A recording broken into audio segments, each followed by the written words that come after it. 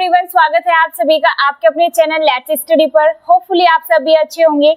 आज के इस सेशन में हम स्टार्ट करने वाले हैं मोस्ट इम्पोर्टेंट टॉपिक जो कल हमने स्टार्ट किया था। मेटल को कल हमने पढ़ लिया था। आज हम यहाँ पर पढ़ने वाले हैं नॉन मेटल की हम यहाँ पर physical properties and chemical properties दोनों को ही आज यहाँ पर डिस्कस करने वाले हैं। साथ ही यहाँ पर हम देखेंगे रिएक्टिविटी सीरीज को देखेंगे। किसको देखेंगे? रिएक्टिविटी सीरीज को, जहां से प्रीवियस ईयर एग्जाम में क्वेश्चंस पूछे जाते हैं और इसकी मेटल और नॉन मेटल की जो फिजिकल प्रॉपर्टीज और जो केमिकल प्रॉपर्टीज हैं यहां से भी क्वेश्चंस पूछे जाते हैं। तो मैं सभी से उम्मीद करती हूँ वीडियो के एंड तक बने रहिएगा। चलिए, सभी वीडियो को देखने से पहले वीडियो को एक बार लाइक शेयर कर दीजिए। चलिए स्टार्ट करते हैं। नॉन मेटल मीन्स अधातु। तो यहाँ पर देखिए, जो ये नॉन मेटल है, मेटल क्या कर रही थी? मेटल रिलीज कर रही थी इलेक्ट्रॉन को। लेकिन जो नॉन मेटल है, नॉन मेटल क्या करती है? नॉन मेटल करती है इलेक्ट्रॉन को गेन। इलेक्ट्रॉन को गेन करने का काम होता है नॉन मेटल का। यहाँ पर देखिए, जो नॉन मेटल है ये इलेक्ट्रॉन को गेन कर रही है और इसमें इसके ऊपर नॉन मेटल के ऊपर जो चार्ज होता है वो निगेटिव चार्ज होता है, यानी निगेटिव चार्ज होता है। तो इसलिए इसके पास फॉर्म कौन सी है? इसके पास जो निगेटिव चार्ज होता है इसको क्या बोलते हैं? अनायन बोलते हैं, हिंदी में ऋणायन बोलते हैं। अब देखिए, ये जो प्रोसेस है, ये जो नॉन मेटल का जो इलेक्ट्रॉन गेन करते हैं ना, इस पूरे प्रोसेस को बोलते हैं रिडक्शन। तो नॉन मेटल में जो ये प्रोसेस चल रहा है इसको बोलते हैं क्या? रिडक्शन बोलते हैं। मेटल में जो इलेक्ट्रॉन को रिलीज करने वाला जो प्रोसेस था उसको क्या बोला था? ऑक्सीडेशन बोला था मेटल के लिए। यहाँ पर बोला गया है reduction. It is form by gain of electron. तो इसमें नॉन मेटल में क्या हो रहा है? इलेक्ट्रॉन को गेन किया जा रहा है। नॉन मेटल्स क्या कर रही है? इलेक्ट्रॉन को गेन कर रही है। यहाँ पर देखिए, जो नॉन मेटल्स है वे एक्ट करते हैं जैसे ऑक्सीडाइजिंग एजेंट। मेटल क्या कर रही थी? मेटल एक्ट कर रही थी रेड्यूसिंग एजेंट की तरह। और यहाँ पर नॉन मेटल कैसे एक्ट कर रही है? एक ऑक्सीडाइजिंग एजेंट की तरह। मेटल में हमने जो स्ट्रॉन्गेस्ट रेड्यूसिंग एजेंट देखा था वो क्या था? लिथियम था। और यहाँ पे जो स्ट्रॉन्गेस्ट ऑक्सीडाइजिंग एजेंट है वो होता है फ्लोरीन। क्या होता है? फ्लोरीन होता है स्ट्रॉन्गेस्ट ऑक्सीडाइजिंग एजेंट। ठीक है ना। अब यहाँ पर मैं फिजिकल प्रॉपर्टीज को इससे आगे हम यहाँ पर डिस्कस करेंगे। Physical properties of non metal. पहला पॉइंट मैंने लिखा नॉन मेटल की फिजिकल प्रॉपर्टीज का। Non metals are found in solid, liquid, gaseous state. जो ये नॉन मेटल्स है ना, ये नॉन मेटल्स फाउंड, यही नॉन मेटल्स पाई जाती है solid, liquid, gaseous state. Metals की हमने फॉर्म क्या देखी थी? मेटल्स की फॉर्म हमने देखी थी सॉलिड, है ना। मेटल्स होती है सॉलिड फॉर्म में, और वहां पर हमने एक ऐसी अकेली धातु देखी थी मेटल्स में जो क्या थी? लिक्विड फॉर्म में थी। उसका नाम क्या था? मरकरी था, है ना। मरकरी था उसका नाम। यहाँ पर भी एक ऐसी नॉन मेटल है जो पाई जाती है लिक्विड फॉर्म में, लेकिन बाकी जो नॉन मेटल्स है वो कैसी होती है? तीनों ही फॉर्म में होती है, सॉलिड भी, लिक्विड भी और गैसियस भी। ठीक है। और यहाँ पे ये जो ब्रोमीन है, जो ब्रोमीन नॉन मेटल है, ये एक अकेली ऐसी नॉन मेटल है जो पाई जाती है लिक्विड फॉर्म में। ठीक है, लिक्विड फॉर्म में पाई जाती है ब्रोमीन, एक ऐसी नॉन मेटल है। ठीक है, लिक्विड फॉर्म में होती है, जो लिक्विड स्टेट में पाई जाती है अकेली नॉन मेटल ब्रोमीन होती है। अब इससे आगे की नेक्स्ट फिजिकल प्रॉपर्टीज को देखेंगे।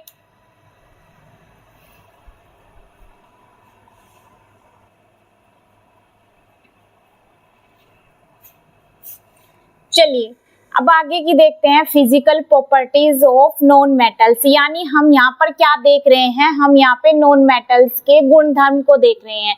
एक हमने देख लिया है, इसका सबसे पहली जो प्रॉपर्टी देखी है फिजिकल, उसमें हमने क्या देखा, जो नॉन मेटल्स है वे क्या होती है, सॉलिड भी होती है, लिक्विड भी होती है और गैसेस स्टेट में भी होती है। ब्रोमीन एक ऐसी नॉन मेटल है जो क्या होती है, लिक्विड फॉर्म में पाई जाती है। अब नेक्स्ट देखिए मैलेबल प्रॉपर्टी, देखिए मैलेबल का मतलब क्या है, आघात वर्ध्यता। देखिए जो ये नॉन मेटल्स होती है, नॉन मेटल्स मैलेबल नहीं होती, यानी इन नॉन मेटल्स को हथौड़े से पीटकर शीट में कन्वर्ट नहीं किया जाता। तो जो नॉन मेटल्स है वे मैलेबल नहीं होती। तो मैलेबल के लिए मैं क्या लिख रही हूँ, नॉन मेटल नॉट मैलेबल, यानी नो। इसका आंसर मैंने लिख दिया नो, यानी नहीं, मैलेबल नहीं होती। ओके, अब देखें यहाँ पर नेक्स्ट है डक्टाइल। डक्टाइल यानी डक्टाइल का मीनिंग क्या था, तन्यता। उसमें क्या कर रहे थे, मेटल्स का डक्टाइल फॉर्म थी, मेटल्स को क्या कर रहे थे, कन्वर्ट कर रहे थे, कन्वर्जन कर रहे थे वायर्स में, यानी वायर्स बनाई जा रही थी, जो तारे बनाई जा रही थी मेटल्स की, कन्वर्ट किया जा रहा था मेटल्स को तार की फॉर्म में। लेकिन यहाँ पर जो ये नॉन मेटल्स है ये क्या होती है, नॉन डक्टाइल होती है। ठीक है, तो ये भी क्या होती है, नो, मतलब नॉन डक्टाइल। अब यहाँ पर देखिए मेल्टिंग एंड बॉइलिंग पॉइंट, ये जो नॉन मेटल्स का जो मेल्टिंग और जो बॉइलिंग पॉइंट है वो होता है लेस। ठीक है, इनका मेल्टिंग और बॉइलिंग पॉइंट लेस होता है, या फिर हम लो कह सकते हैं, लो होता है। नेक्स्ट देखिए सोनोसिटी। अब यहाँ पर देखिए मेटल्स में मैंने कल मेल्टिंग पॉइंट और बॉइलिंग पॉइंट का कोई मैंने वहां पर पॉइंट नहीं लिखवाया था, लेकिन आप यहाँ पर देख सकते हैं जो मेटल्स का मेल्टिंग पॉइंट और जो बॉइलिंग पॉइंट है वो होता है हाई। लेकिन यहाँ पर कुछ एक्सेप्शन है, दो मेटल ऐसी है गैलियम एंड सीजियम। ये जो गैलियम एंड सीजियम है ये दोनों मेटल्स हाई नहीं होती, ये मेल्ट हो जाती है। जैसे ही गैलियम सीजियम मेटल को हम अगर अपनी पाम अपनी हथेली पर रखते हैं तो ये मेल्ट हो जाती है। ठीक है ना, ये एक एक्सेप्शन है इनका, ये पाम पर रखते ही सार हमारी क्या हो जाएगी, मेल्ट हो जाती है। और इनका क्या है, ये मेल्टिंग और इनका बॉइलिंग पॉइंट कैसा होता है, हाई होता है। सोनोसिटी देखिए यानी धम्यता, देखिए इनमें मेटल्स में धम्यता होती है, मतलब अगर हम मेटल्स पर किसी स्टिक किसी ऐसी जोरदार चीज से ऐसे टक टक करते हैं ना मेटल्स पर, तो रिंगिंग की आवाज आती है, मतलब धातु के बजने की आवाज आती है। तो इसलिए सोनोसिटी कैसी होती है, मेटल की रिंगिंग करने की होती है। लेकिन नॉन मेटल्स की जो सोनोसिटी है वो कैसी होती है, नो रिंगिंग, यानी ये जो धातु जो अधातु है यानी जो नॉन मेटल्स है वे रिंगिंग नहीं करती, no ringing, no ring. Conductivity देखिए, मेटल्स की कंडक्टिविटी का यानी हीट एंड इलेक्ट्रिसिटी का जो गुड कंडक्टर था मेटल की वो क्या था, सिल्वर था। लेकिन यहाँ पर जो गुड कंडक्टर है नॉन मेटल्स, देखिए जो नॉन मेटल्स होती है वे जनरली गुड कंडक्टर उनका होता नहीं है, लेकिन एक ऐसा गुड कंडक्टर होता है इसका नॉन मेटल्स का। तो यहाँ पर हम देखने वाले हैं इसका अभी गुड कंडक्टर देखेंगे।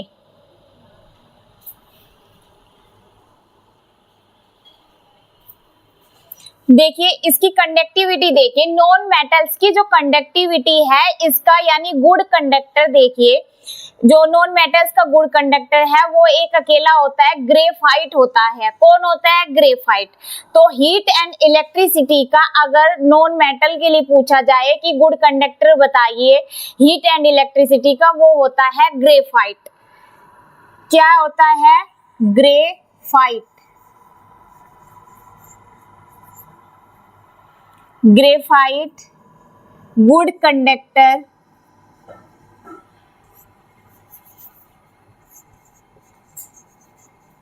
good conductor of heat and electricity।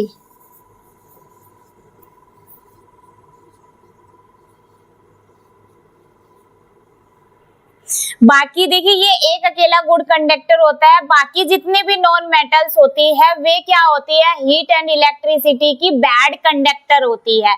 ये एक अकेली ग्रेफाइट जो है ऐसी नॉन मेटल है जो होती है good conductor heat and electricity की, बाकी सब बैड कंडक्टर होती है हीट एंड इलेक्ट्रिसिटी की।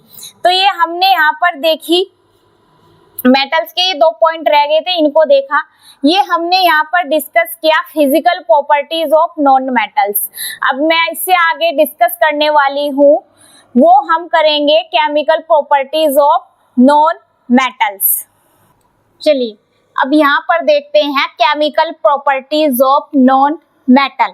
तो सबसे पहले हम देखेंगे यहाँ पर हम वैलेंसी देखते हैं एक तरीके से। यहाँ पे क्या होता है नॉन मेटल्स में, क्या देखा था हमने, नॉन मेटल्स में हमने देखा था जो इलेक्ट्रॉन्स को क्या कर रही थी, ये नॉन मेटल्स गेन कर रही थी। तो यहाँ पर देखिए जैसे मैं लिखूं क्लोरीन के लिए लिख रही हूँ, तो क्लोरीन का जो एटॉमिक नंबर है वो कितना होता है, 17 होता है ना। तो 17 की देखिए मैं सेल में करूँ कि एक सेल में कितने नंबर्स होते हैं, दूसरी सेल में कितने होते हैं, तो 1 सेल में जो तरीका होता है इनका लिखने का 2 रखे जाते हैं, फिर 8, थर्ड में भी 8, तो यहाँ पे 2, 8, 10, 8, 18 है कितने एटॉमिक नंबर 17, तो यहाँ पर क्या आना है 7। तो अब हमें इसको देखिए यहाँ पर आता क्या है उसके अकॉर्डिंग 2, 8, 8 होता है, लेकिन 8 नहीं, यहाँ पे 8 से 1 कम है। तो अब एक इलेक्ट्रॉन को गेन करेंगे किसमें, कौन किसके थ्रू हो रहा है, कौन कर रहा है इलेक्ट्रॉन को गेन, ये कर रहे हैं नॉन मेटल्स। तो देखिए यहाँ पर एक इलेक्ट्रॉन की अभी जरूरत है, तो यहाँ पर अब इस तरीके से क्लोरीन को रखा गया है नॉन मेटल्स में, क्योंकि यहाँ पर देखिए एक इलेक्ट्रॉन को जरूरत हो रही है गेन करने की। तो यहाँ पर इसका भी मैं यूज बताऊंगी मैंने क्यों किया, तो देखिए आगे रिएक्शन में बताऊंगी। तो हम सबसे पहले देखते हैं chemical properties of non metals की। सबसे पहले हम देखेंगे रिएक्शन विद ऑक्सीजन। यहाँ पर देखिए ऑक्सीजन के साथ रिएक्शन देखेंगे हम सबसे पहले नॉन मेटल्स की। तो अगर देखिए नॉन मेटल्स ऑक्सीजन के साथ रिएक्शन करती है, कौन कर रही है यहाँ पे, नॉन मेटल्स ऑक्सीजन के साथ रिएक्शन करती है, तो फॉर्म क्या बनेगी, acidic and neutral oxide form बनेगी। ऑक्साइड बनेंगे, कौन से बनेंगे, एसिडिक बनेंगे और एसिडिक ऑक्साइड और न्यूट्रल ऑक्साइड बनेंगे। लाइक मैंने यहाँ पे एग्जांपल लिखा, एक नॉन मेटल मैंने ली, यहाँ पर सल्फर ली और सल्फर की साथ मैंने रिएक्शन कराई, किसको मैं इसमें ऐड कर रही हूँ, ऑक्सीजन को कर रही हूँ। जब मैंने नॉन मेटल लिया यहाँ पे सल्फर की रिएक्शन कराई ऑक्सीजन के साथ, तो रिएक्शन दोनों की एडिंग होके क्या रिएक्शन बनी, यहाँ पर बनी है सल्फर डाइऑक्साइड। तो इस तरीके से एक नॉन मेटल की जब ऑक्सीजन के साथ रिएक्शन कराई जाती है तो यहाँ पर क्या बनती है, ऑक्साइड फॉर्म बनती है। एसिडिक बनेगी, न्यूट्रल ऑक्साइड बनेगी, बेसिक नहीं बनेगी। अब यहाँ पर दूसरा देखिए, मैंने जो नॉन मेटल लिया यहाँ पर कार्बन लिया, यहाँ पर मैंने लिया कार्बन की जब ऑक्सीजन के साथ रिएक्शन कराई तो यहाँ पर हमारी जो बन के प्रोडक्ट आया, क्या आया, यहाँ पर CO2 आया, यानी कार्बन डाइऑक्साइड यहाँ पर निकल के आया। तो इस तरीके से नॉन मेटल्स जब ऑक्सीजन के साथ रिएक्शन करते हैं तो ऑक्साइड फॉर्म बनती है, acidic and neutral oxide form बनती है। नेक्स्ट देखिए, नो रिएक्शन विद वाटर। ये जो नॉन मेटल्स होती है, नॉन मेटल्स कभी भी वाटर के साथ रिएक्शन नहीं करती। किसके साथ नहीं करती, वाटर के साथ नॉन मेटल रिएक्शन नहीं करती। नेक्स्ट देखिए, रिएक्शन विद क्लोरीन। अगर हम नॉन मेटल्स की रिएक्शन करते हैं क्लोरीन के साथ तो देखिए क्या बनता है। तो क्लोरीन की जब हमने रिएक्शन कराई नॉन मेटल्स के साथ, नॉन मेटल हमने यहाँ पर कार्बन ली, कार्बन की रिएक्शन कराई किसके साथ, क्लोरीन के साथ, तो फॉर्म बनती है CCl4 यानी कार्बन टेट्रा क्लोराइड। तो अगर हम नॉन मेटल की रिएक्शन क्लोरीन के साथ कराते हैं तो उसके इलेक्ट्रॉन की वैलेंसी, उसकी जो सह संयोजिता है इलेक्ट्रॉन की, वो कंप्लीट करने के लिए, एक तरीके तरीके से क्लोरीन नॉन मेटल के साथ रिएक्शन करने में कैपेबल होता है। तो जैसे ही हमने कार्बन की कराई तो क्या बना, यहाँ पर CCl4 बना, यानी कार्बन टेट्राक्लोराइड बना।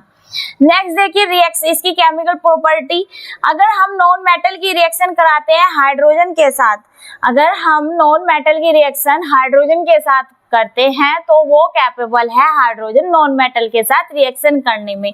तो मैंने यहाँ पर जैसे नॉन मेटल ली कार्बन, इसके साथ मैंने रिएक्शन जो एडिंग की वो की हाइड्रोजन की, तो रिएक्शन बनी यहाँ पर CH4 यानी मीथेन बन गया है। तो यानी हम कह सकते हैं जो नॉन मेटल्स है वो हाइड्रोजन के साथ भी रिएक्शन करने में कैपेबल है। नेक्स्ट देखिए यहाँ पर जो मैंने एग्जांपल लिया, नाइट्रोजन लिया, नॉन मेटल्स लिया। जब हमने नॉन मेटल्स नाइट्रोजन की रिएक्शन हाइड्रोजन के साथ कराई तो यहाँ पर फॉर्म बनी है क्या, अमोनिया की फॉर्म बनी है। तो इस तरीके से हम कह सकते हैं जो नॉन मेटल नाइट्रोजन है हाइड्रोजन के साथ रिएक्शन कराते हैं तो वो भी कैपेबल है केमिकल रिएक्शन प्रोसेस करने में। नेक्स्ट देखिए नो रिएक्शन विद एसिड, ये जो नॉन मेटल्स होती है ये कभी भी एसिड के साथ रिएक्शन नहीं करती, जबकि हमने मेटल्स में देखा था जो मेटल्स थी वो वाटर के साथ भी रिएक्शन कर पा रही थी और एसिड के साथ भी रिएक्शन कर पा रही थी, है ना। तो लेकिन नॉन मेटल्स ना ही वाटर के साथ रिएक्शन करती है और ना ही एसिड के साथ रिएक्शन करती है। तो हमने यहाँ पर ये दो डिफरेंट क्वालिटी देखी इसकी केमिकल प्रॉपर्टीज में नॉन मेटल्स की, जो वाटर के साथ रिएक्शन नहीं करती है और साथ ही एसिड के साथ भी रिएक्शन नहीं करती है। अब हमने इसमें एक अलग और देखा था, जो नॉन मेटल्स है ऑक्सीजन के साथ रिएक्शन कर रही है तो यहाँ पर हमने क्या देखा, एसिडिक और न्यूट्रल ऑक्साइड फॉर्म बना रही है। अब हम इसका मैं यहाँ पर बात करूँ तो जब नॉन मेटल्स की रिएक्शन ऑक्सीजन के साथ करते हैं तो ऑक्साइड फॉर्म तो बनती है, लेकिन जो ऑक्साइड साथ के साथ हमने जो इसका नेचर देखा वो कैसा देखा, एसिडिक। अगर हमें एसिडिक सॉल्यूशन का पता करना है तो उसके लिए हम लिटमस पेपर का कौन सा यूज करते हैं, हम लेंगे ब्लू लिटमस पेपर को लेते हैं। किसको लेते हैं, ब्लू लिटमस पेपर लेंगे। ब्लू लिटमस पेपर को जब जैसे ही हम सॉल्यूशन में डालते हैं तो क्या पता करने के लिए कि ये एसिडिक है या बेसिक है, तो एसिडिक पता करने के लिए हमने लिया ब्लू लिटमस पेपर। अगर ब्लू लिटमस पेपर चेंज हो जाता है रेड लिटमस पेपर में, इससे क्या पता लगता है कि यहाँ पर हमारा सॉल्यूशन एसिडिक है। तो blue litmus paper two red litmus paper, ठीक है ना। और हमें बेसिक नेचर का पता करना है कि सॉल्यूशन हमारा बेसिक है या एसिडिक है। बेसिक का पता करने के लिए हम लेंगे क्या, हम रेड लिटमस पेपर लेंगे। अगर रेड लिटमस पेपर चेंज हो जाता है ब्लू पेपर लिटमस पेपर में तो उससे पता लगता है कि हमारे पास जो सॉल्यूशन है वो है बेसिक, ठीक है। यहाँ पे ये जो मेटल नॉन मेटल की रिएक्शन ऑक्साइड के साथ करते हैं तो जो हमारा मेटालिक बनता है, नॉन मेटालिक बना ऑक्साइड, जो नॉन मेटालिक ऑक्साइड बना वो किसकी कैसी फॉर्म होती है, एसिडिक होती है। अगर मेटल के ऑक्साइड के साथ रिएक्शन करते हैं तो उसकी फॉर्म होती है बेसिक। कैसी होती है, मेटल की जब ऑक्साइड के साथ रिएक्शन करते हैं फॉर्म होती है बेसिक। उसका पता हम करेंगे, रेड लिटमस पेपर चेंज हो जाता है ब्लू लिटमस पेपर में, है ना। तो ये हमने यहाँ पर केमिकल प्रॉपर्टीज को देखा नॉन मेटल्स की। अब मैं इससे आगे जो अभी हम यहाँ पर डिस्कस करेंगे वो है रिएक्टिविटी सीरीज, जहाँ से प्रीवियस ईयर एग्जाम में क्वेश्चंस पूछे जाते हैं। ये जो मैंने केमिकल प्रॉपर्टीज और फिजिकल प्रॉपर्टीज कराई, यहाँ से भी क्वेश्चन पूछे जाते हैं और रिएक्टिविटी सीरीज से भी क्वेश्चन आते हैं। उस रिएक्टिविटी सीरीज को हम देखेंगे और कुछ एक दो क्वेश्चंस को भी रिएक्टिविटी सीरीज के हम यहाँ पर लगाने वाले हैं। तो चलिए अब हम यहाँ पर पढ़ने वाले हैं रिएक्टिविटी सीरीज। तो मेटल्स, पहले हम देखते हैं मेटल्स की रिएक्टिविटी सीरीज को, फिर हम देखेंगे नॉन मेटल्स की रिएक्टिविटी सीरीज को। तो पहले देखते हैं मेटल्स की रिएक्टिविटी सीरीज। अब देखिए यहाँ पर मैंने एक सीरीज लिखी है, यहाँ पे मैंने मेटल्स लिखे, potassium, sodium, calcium, magnesium, aluminium, zinc, iron, lead, hydrogen, copper, mercury, silver और गोल्ड, ठीक है। तो ये क्या है, मेटल्स की रिएक्टिविटी सीरीज है। देखिए ये इस रिएक्टिविटी सीरीज से एग्जाम में क्वेश्चन आते हैं, जो मैं अभी आपको कराऊंगी एक दो क्वेश्चंस कि प्रीवियस ईयर एग्जाम में कैसे पूछे गए हैं, है ना। तो सबसे पहले हम देखते हैं इसका ऑर्डर, देखते हैं रिएक्टिविटी सीरीज का ऑर्डर क्या होता है। देखिए जो रिएक्टिविटी सीरीज का ऑर्डर है ना, ये डिक्रीज ऑर्डर होता है, हाई टू लो होता है। तो इसलिए इसके रिएक्टिविटी सीरीज के ऑर्डर को बोलते हैं डिक्रीज ऑर्डर बोलते हैं। तो देखिए मैंने यहाँ पर लिखा डिक्रीज ऑर्डर, क्योंकि ये हाई टू लो होता है। अगर पूछा जाए रिएक्टिविटी सीरीज में सबसे ज्यादा हाईली रिएक्टिव मेटल है वो होता है पोटेशियम।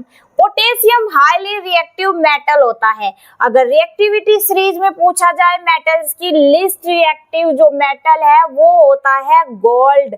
गोल्ड क्या है, लिस्ट रिएक्टिव मेटल है ना। अब देखिए इसके लिए, इसको रिएक्टिविटी सीरीज को याद करने के लिए मैंने यहाँ पर एक लिखा, जो निमोनिक लिखा। देखिए केस, यहाँ पर देखिए एक स्टोरी, देखिए मैंने इसकी एक क्या लिखा है यहाँ पर, देखिए एक निमोनिक। काशीनाथ का माली आलू जरा फीके पकाता है, कौन है आगे आओ। तो देखिए इसका के किसका साइन है, पोटेशियम का। के से मैंने यहाँ पर लिखा काशी, सोडियम नाथ, कैल्शियम का, मैग्नीशियम माली, एल्यूमिनियम आलू, जिंक जरा, आयरन फीके, इसी की मैंने हिंदी फॉर्म लिखी। लेड पकाता है, हाइड्रोजन, कौन कॉपर, मरकरी है आगे, सिल्वर आगे, गोल्ड आओ। तो इसीलिए पहले आप अगर देखें रिएक्टिविटी सीरीज को, आप भूल भी जाओ तो आप रखो, इस निमोनिक को याद रखो। काशीनाथ का माली आलू जरा फीके पकाता है, कौन है आगे आओ। इससे आप एकदम समझ जाना, के से पोटेशियम, नाथ से सोडियम, का से कैल्शियम, माली से मैग्नीशियम, आलू से एल्यूमिनियम, जरा जिंक, फीके आयरन, पकाता लेड है, हाइड्रोजन, कौन कॉपर है, मरकरी, आगे आओ सिल्वर, आओ गोल्ड। अब हमने यहाँ पर हाईली रिएक्टिव मेटल भी देख लिया है, लिस्ट रिएक्टिव मेटल भी देख लिया है, इसका ऑर्डर भी देख लिया है, डिक्रीज ऑर्डर होता है, राइट। अब देखिए ये जो मेटल्स है, ये जो रिएक्टिविटी सीरीज की जो मेटल्स है, ये रिएक्शन कर रही है किसके साथ, एसिड के साथ ये रिएक्शन कर रही है। तो ये जो मेटल्स एसिड के साथ रिएक्शन करती है तो रिलीज करती है क्या, हाइड्रोजन गैस को ये रिलीज करती है। देखिए हाइड्रोजन गैस की जब टेस्टिंग की जाती है ना, हमने ये पहले भी देखा था, जब मैंने आपको एसिड बेस साल्ट पढ़ाया था, उसमें मैंने दिखाया था जब एसिड्स की मेटल्स के साथ एसिड की रिएक्शन कराई जा रही थी, तो उसमें मैंने क्या बताया था कि जब एसिड की मेटल के साथ रिएक्शन कराई जाती है तो कौन सी गैस रिलीज होती है, हाइड्रोजन। हाइड्रोजन गैस की जब टेस्टिंग की जाती है तो एक साउंड निकलती है, जो वो साउंड होती है हाइड्रोजन गैस की, कौन सी साउंड होती है, पॉप साउंड होती है। कौन सी, पॉप साउंड निकलती है जब हाइड्रोजन की टेस्टिंग की जाती है ना। इसको याद रखिएगा, जब एसिड की मेटल के साथ रिएक्शन की जाती है तो कौन सी गैस रिलीज होती है, हाइड्रोजन। टेस्टिंग की जाती है तो कौन सी साउंड आती है, पॉप साउंड आती है। ठीक है जी, ये मैंने यहाँ पर कराया। अब देखिए नॉन मेटल्स की रिएक्टिविटी सीरीज, ये नॉन मेटल्स की छोटी सी रिएक्टिविटी सीरीज है, इसका कोई निमोनिक नहीं है। फ्लोरीन, क्लोरीन, ब्रोमीन, आयोडीन, ये चार मैंने नॉन मेटल्स लिखी। अब इन चारों में भी इसका देखिए, इसका भी डिक्रीज ऑर्डर होता है नॉन मेटल्स का, decrease order of reactivity of non metals. अगर पूछा जाए मोर रिएक्टिव नॉन मेटल्स कौन सा होता है, जो नॉन मेटल्स की यानी नॉन मेटल्स की रिएक्टिविटी सीरीज में जो नॉन मेटल्स है, मोर रिएक्टिव कौन सा होता है, फ्लोरीन होता है ना। Least reactive non metals, reactivity non metals की जो रिएक्टिविटी सीरीज है उसमें लिस्ट रिएक्टिव जो नॉन मेटल्स है वो कौन सा होता है, आयोडीन होता है ना। देखिए आयोडीन से मुझे अभी याद आया यहाँ पर, देखिए जो नॉन मेटल्स होती है ना, मेटल्स क्या कर रही थी, लाइट का रिफ्लेक्शन पड़ने पर क्या कर रही थी, चमकती थी ना। जैसे ही लाइट पड़ती थी तो लाइट पड़ती है मेटल्स पे, चमकती है। तो वे चमक क्यों रही है, क्योंकि लाइट के पड़ने पर मेटल्स पर लाइट क्या कर रही है, लाइट का रिफ्लेक्शन कर रही है। तो उस रिफ्लेक्शन के कारण ही हमें मेटल्स चमकती हुई दिखती है। लेकिन जो नॉन मेटल्स है वे नॉन मेटल्स कभी चमकती नहीं है, क्योंकि नॉन मेटल्स पर भी लाइट पड़ती है लेकिन वे लाइट का रिफ्लेक्शन नहीं करती, ठीक है ना। तो वे लाइट का रिफ्लेक्शन नहीं करेंगी तो ऑब्वियसली बात है वे क्या होंगी, वे चमकेगी भी नहीं, यानी नॉट लस्टर होती है। अगर क्वेश्चन में आए कि क्या नॉन मेटल्स लस्टर मतलब चमकती है, तो आप क्या करेंगे, नॉन मेटल्स नहीं चमकती, क्योंकि लाइट पड़ने पर वे लाइट का रिफ्लेक्शन नहीं करती, ठीक है ना। लेकिन इसमें एक देखिए नॉन मेटल्स में एक एक्सेप्शन है। आयोडीन एक ऐसा नॉन मेटल्स है जो लाइट के पड़ने पर क्या होता है, चमकता है। अगर क्वेश्चन में आए कि वो कौन सा नॉन मेटल्स है, ऑप्शन दे दिया, आयोडीन दे दिया या और भी मेटल्स दे दिया आयोडीन के साथ, कि बताइए इनमें से कौन सा नॉन मेटल्स है जो चमकता है, तो आयोडीन है। आयोडीन एक अकेला ऐसा नॉन मेटल्स है जो चमकता है, बाकी कोई भी नॉन मेटल्स लाइट के पड़ने पर नहीं चमकती, ठीक है ना। तो अब आइए अपने क्वेश्चन पर, अपने इस टॉपिक पर आते हैं। तो हमने यहाँ पर देखा इन नॉन मेटल्स की जो रिएक्टिविटी सीरीज है इसका ऑर्डर भी डिक्रीज होता है। More reactive non metals fluorine होती है, लिस्ट रिएक्टिव होती है आयोडीन। अब देखिए मैंने यहाँ पर रिएक्शन लिखी है, इन रिएक्शन का मैं यहाँ पर आपको बताऊंगी, डिस्प्लेसमेंट यहाँ पर मैं आपको बताऊंगी। ये अब कुछ क्वेश्चन, ये 2 क्वेश्चन मैंने यहाँ पर लिखे जो प्रीवियस ईयर एग्जाम में आए हैं। देखिए जो पहले वाला क्वेश्चन है ये रिएक्टिविटी जो मैंने सीरीज कराई उससे है, और ये भी देखिए जो मैंने यहाँ पर आपको कराया है, ये मैंने जो मेटल और नॉन मेटल कराए ना उनमें से ही ये भी एक क्वेश्चन है। ये प्रीवियस ईयर एग्जाम में आए हुए क्वेश्चन है, इनको सोल्व करते हैं। तो देखिए जो पहला क्वेश्चन है P, Q, R और 4 धातुओं के संदर्भ में निम्न अवलोकन नोट किए गए। तो यहाँ पर देखिए P और S को Q क्रम से उनके लवणीय विलयनों से विस्थापित करता है। तो यहाँ पर देखिए ये जो Q है ये क्रम से क्या कर रहा है, P और S को उनके लवणीय विलयनों से विस्थापित करता है। विस्थापित मतलब डिस्प्लेस कर रहा है। किसे कर रहा है, P और S को। कौन कर रहा है, Q कर रहा है। तो Q बड़ा है P और S, दोनों को ही P S को डिस्प्लेस कर रहा है। नेक्स्ट देखिए S और R को P क्रम से उनके लवणीय विलयनों से विस्थापित करता है। यानी यहाँ पर देखिए जो P है ये S और R को क्या कर रहा है, डिस्प्लेस करने का काम कर रहा है, P कर रहा है। तो P इसमें बड़ा है किससे, S और R से। थर्ड पॉइंट देखिए केवल R को S उसके लवणीय विलयन से विस्थापित करता है। यहाँ पर देखिए R को कौन कर रहा है, उसके लवणीय विलयन से विस्थापित S कर रहा है। S कर रहा है R को, S बड़ा है यानी R से, ठीक है ना। अब यहाँ पर हमें बताना है द्वितीय सर्वाधिक सक्रिय धातु कौन सी है। ये यहाँ पर 4 का पॉइंट है, Q है, P है, S है, R। इन 4 का अब हमें यहाँ पर क्रम बनाना है। क्रम बनाने के बाद हमें देखना है द्वितीय नंबर पे जो सर्वाधिक सक्रिय धातु है, ऑप्शन के अकॉर्डिंग हमें यहाँ पर क्लिक करना है कि ऑप्शन के अकॉर्डिंग ये इसमें द्वितीय नंबर पर है। पहले हम इसका मिलान करते हैं। तो देखिए यहाँ पर जो Q है वो बड़ा है P और S से, P बड़ा है S और R से। तो हम पहले लिखते हैं S और R को।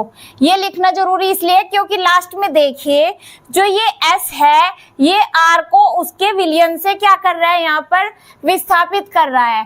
तो S बड़ा हुआ R से, इसलिए से हमने यहाँ पर लिखा, ठीक। अब देखिए SR हो गए हैं, इससे बड़ा SR से बड़ा क्या है, P है। तो P को हमने लिखा इससे पहले, सही बनता जा रहा है। अब देखिए ये जो Q है ये बड़ा है PS से, PS यहाँ पर है, Q क्या है, PS से बड़ा है। तो अब हमें द्वितीय नंबर पे बताना है 1 2 3 4। अब यहाँ पर द्वितीय सर्वाधिक सक्रिय धातु बतानी, तो यहाँ पर द्वितीय नंबर पे क्या आया है, P आया। तो ऑप्शन में देखिए P, ऑप्शन ए हमारा करेक्ट होगा क्योंकि द्वितीय नंबर पे P आया है। तो P ही हमारा आंसर होगा इसका, नेक्स्ट क्वेश्चन देखिए, मैग्नीशियम वायु में जलकर A बनाता है, A को जल में घोलकर विलयन B बनाया जाता है, A क्या है और B की प्रकृति क्या है? तो हमें इन्हें फिल करना है। अब देखिए, मैग्नीशियम वायु में जलकर A बनाता है तो अब देखिए यहाँ पर मैग्नीशियम हम लिखते हैं वायु का, यहाँ पर वायु का नाम आया, यानी क्या हो रहा है, मैग्नीशियम वायु में जलकर क्या बना रहा है, एक बना रहा है। तो यहाँ पर वायु का मतलब है ऑक्सीजन की रिएक्शन करानी है हमें, मैग्नीशियम के साथ हमें करानी है ऑक्सीजन की रिएक्शन। ऑक्सीजन क्या है, एक वायु ही तो है। तो हमने रिएक्शन कराई, ए बन गया, तो क्या आया यहाँ पे, मैग्नीशियम ऑक्साइड बन गया। ये मैग्नीशियम ऑक्साइड क्या बन गया है, ए बन गया है, ए बना दिया हमने मैग्नीशियम ऑक्साइड। अब ए को जल में घोलकर विलयन बी बनाया जाता है। अब ये जो ए है, इसमें हमने जल को घोला, मैग्नीशियम ऑक्साइड के साथ हमने घोला क्या, जल। तो क्या बन गया है यहाँ पर हमारा, मैग्नीशियम हाइड्रोक्साइड बन गया है। क्या बन गया है, मैग्नीशियम हाइड्रोक्साइड, MgOH यहाँ पर, ठीक है ना, ये बन गया यहाँ पर, O इधर निकल गया, H इधर निकल, तो क्या बन गया यहाँ पे, H के भी दो अणु, O के भी दो अणु, तो मैग्नीशियम हाइड्रोक्साइड बन गया है। और ये मैग्नीशियम हाइड्रोक्साइड क्या होता है, एक बेस होता है। क्या होता है, ये बेस होता है। तो ये हमारा क्या बन गया, बी विलयन बन गया है। क्या बन गया, तो बी बनाया जाता है, बी बना मैग्नीशियम हाइड्रोक्साइड।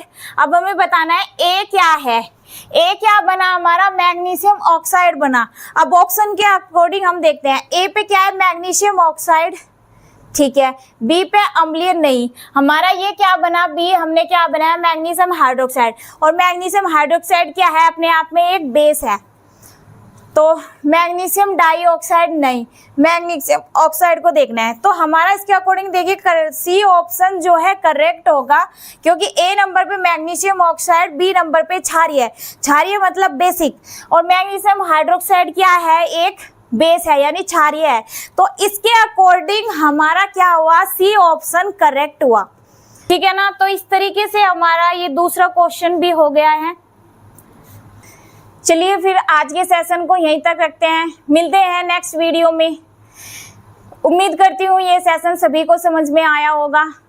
चलिए, if you understood this video then please like, subscribe and share to my channel and thank you so much.